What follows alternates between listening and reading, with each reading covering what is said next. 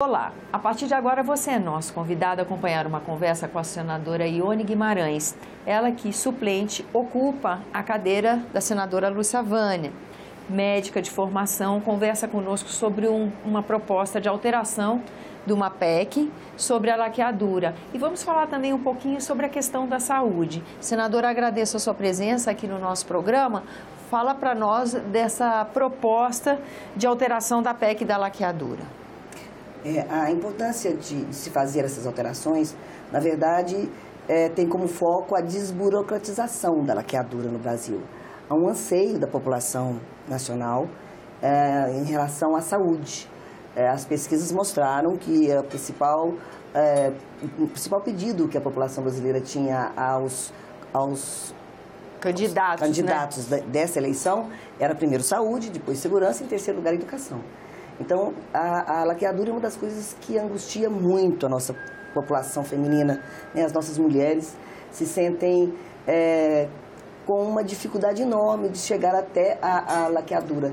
Um dos métodos anticonceptivos mais interessantes para se fazer a anticoncepção é quando você percebe que para que uma paciente, que uma mulher consiga laquear, ela demora de 4 a 5 meses no mínimo para chegar aos médicos, porque a burocracia se estende até a autorização do cônjuge ela tem que ter para laquear. Nossa. É um absurdo que hoje, com todas as discussões acerca do empoderamento feminino, a gente ainda necessite da assinatura do cônjuge, do companheiro, para fazer a laqueadura, para decidir se vai ter filhos ou não. E essa, eu imagino, seja uma das alterações. Com certeza. Né? Essa talvez deve ser das primeiras. Das primeiras, uma delas. A segunda, são vários os itens que nós temos que modificar para facilitar. Nós temos vários métodos anticonceptivos, né? Desde o comprimido anticoncepcional, ao uso da camisinha, as geleias anticonceptivas e a laqueadura, que é definitiva, a vasectomia no homem. O que nós vemos é que a mulher, a lei atual, para se fazer uma laqueadura, ela tem que ter no mínimo 25 anos, tem que ter 2 filhos, tem que ter autorização do cônjuge, não pode laquear durante o parto ou a cesárea. Por quê? Porque se considerou que o número de cesáreas no Brasil vinha aumentando muito em função da mulher querer laquear. E como era mais fácil para a mulher laquear durante a cesárea, e com certeza o parto normal, para se dificultar a cesárea, para se diminuir o número de cesáreas, a ideia da lei era essa. Mas, na verdade, trouxe um problema sério para a mulher, porque enquanto você, no momento da cesárea ou do parto normal, você pode ser beneficiada com a laqueadura, você tem que voltar meses depois, se submeter a uma nova cirurgia, a novos riscos, a gastos. Com bebê pequeno dessa vez, né? Com bebê pequeno, a mãe ainda amamentando, com bebê pequeno, com gastos para o Sistema Único de Saúde, aumentando riscos para a mãe, dificuldades familiares, custos. Então, qual o benefício disso? Precisamos retirar esse item imediatamente, é um absurdo. E principalmente, a mulher ter o direito de dizer, não, eu quero ter um filho, eu quero ter 2 filhos, eu quero ter 3 filhos, o direito de dizer o número de filhos que quer ter, quando quiser ter, com a facilidade. Hoje, precisa-se passar por uma assistente social, por uma psicóloga, por 2 médicos assinando, pelo cônjuge. Realmente é bastante burocracia. É um absurdo. Isso demora meses. Com isso, uma mulher de uma grande cidade, no interior, a coisa às vezes fica mais fácil. Mas uma mulher de uma grande cidade, que tem que pegar 3, 4 ônibus para se chegar até o hospital, o serviço público, para se fazer toda essa tramitação, ela não consegue ir porque ela não tem dinheiro para pagar esse tanto de ônibus. Ela não tem com quem deixar o bebê. Então, nesse período, ela engravida de novo. Sim. Por isso, a laqueadura tem que ser desburocratizada. A discussão sobre a legalização do aborto é muito ampla e há várias vai ter muito contraditório nessa discussão, mas a desburocratização da laqueadura não, é preeminente e isso vai evitar a gravidez. Nós vamos fazer um viés ao aborto, nós vamos evitar que a mulher engravide, vamos facilitar, vamos dar a ela o direito de dizer, não, eu quero ter apenas um filho, ou 2, ou 3, dar a ela o direito de meu corpo, minhas regras. Eu entendo. Senadora, a senhora sendo médica, e falou logo aqui das pesquisas do anseio da população com relação a políticas públicas de saúde, né? SUS, Serviço Único de Saúde, a sua gestão, a sua viabilidade, sempre é questionado em época de campanha. A senhora que é médica dessa área da saúde, não é? O que acha? Como é que a senhora avalia os desafios e as questões? O que resolve para dar mais competência ao serviço de saúde no Brasil? Eu não sei de onde tiraremos os recursos, com certeza do orçamento da União. Mas é preciso refazer a tabela do SUS. É preciso municipalizar a saúde no Brasil. Menos Brasília, mais Brasil.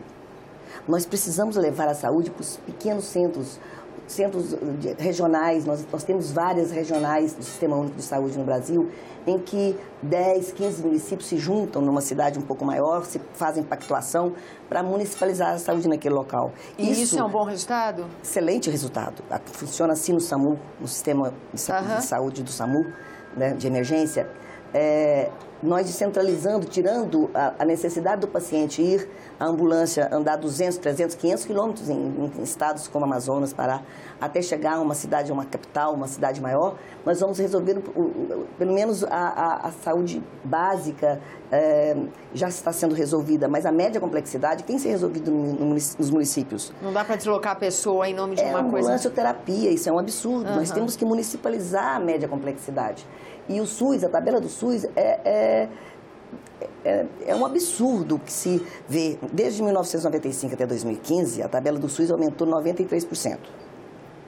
Nem dobrou. Nós tivemos 480% de inflação nesse período. Nós tivemos mais de 900% no aumento de luz e energia. Nós tivemos mais de 1000% no aumento do transporte público. Como que fecha essa conta nas santas casas?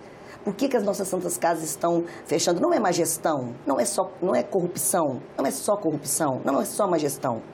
Sabe quando se paga por uma cesárea? R$120 para um médico. Não paga nada. Sabe quando se paga por um infarto agudo do miocárdio para um médico cardiologista cuidar de um doente infartado? R$117, não por um dia, por todos os dias de tratamento que o paciente fica internado. Nossa, isso não existe, né? Sabe quanto se paga por uma cirurgia de colo de fêmur?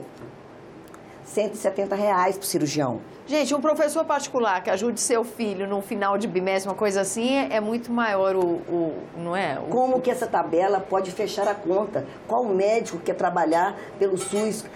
Onde é que estão? Por que nós... A discussão de que os médicos brasileiros têm dificuldade de ir para o interior, os médicos brasileiros não podem... Aí batemos na questão do Mais Médicos. Como é que a senhora avalia esse programa? Eu acho que nós temos que estabelecer um sistema em que o médico de carreira do Estado, como nós temos para o advogado, para o promotor, para o juiz, o médico de carreira, para interiorizar o médico, nós temos que fazer um médico de carreira. Nós temos que fazer com que o médico brasileiro, e nós os temos em grande quantidade, em ótima qualidade, ir para os pequenos centros.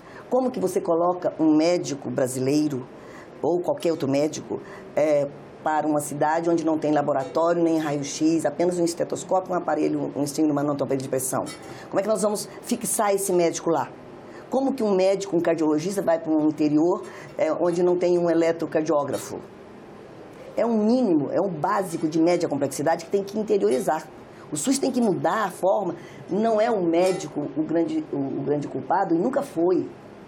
O grande culpado da nossa saúde pública não funcionar no Brasil é o sistema brasileiro, o SUS, o Sistema Único de Saúde, que não prioriza a saúde, o paciente e o médico. É um gasto irrisório diante de 99% da população, porque é universal. Todo mundo tem direito ao Sistema Único de Saúde. Precisamos mudar, a tabela do SUS é fundamental, mas a questão do médico, interiorizar o médico, interiorizar a saúde de média complexidade, tenho certeza que todos nós que aqui estamos e todas as pessoas que estão me ouvindo já passaram pela dificuldade de não ter um leito de UTI com um parente seu. tenho certeza que 99% das pessoas que estão nos ouvindo já passaram pelo sofrimento de não ter um leito de UTI para internar um parente seu grave em determinado momento da sua vida. Isso é que nós precisamos fazer. Senadora, eu agradeço a sua presença aqui no nosso programa. Sucesso na tramitação da sua proposta, né? Agradeço também a você que nos acompanha, lembrando que esse é o programa Argumento, que você é nosso convidado a fazer sugestões e críticas ao trabalho da TV Senado pelo 0800 61 2211, ligação gratuita. Eu lembro também que é possível rever esse e outros dos nossos programas por endereço eletrônico senado.leg.br/TV. Até a próxima.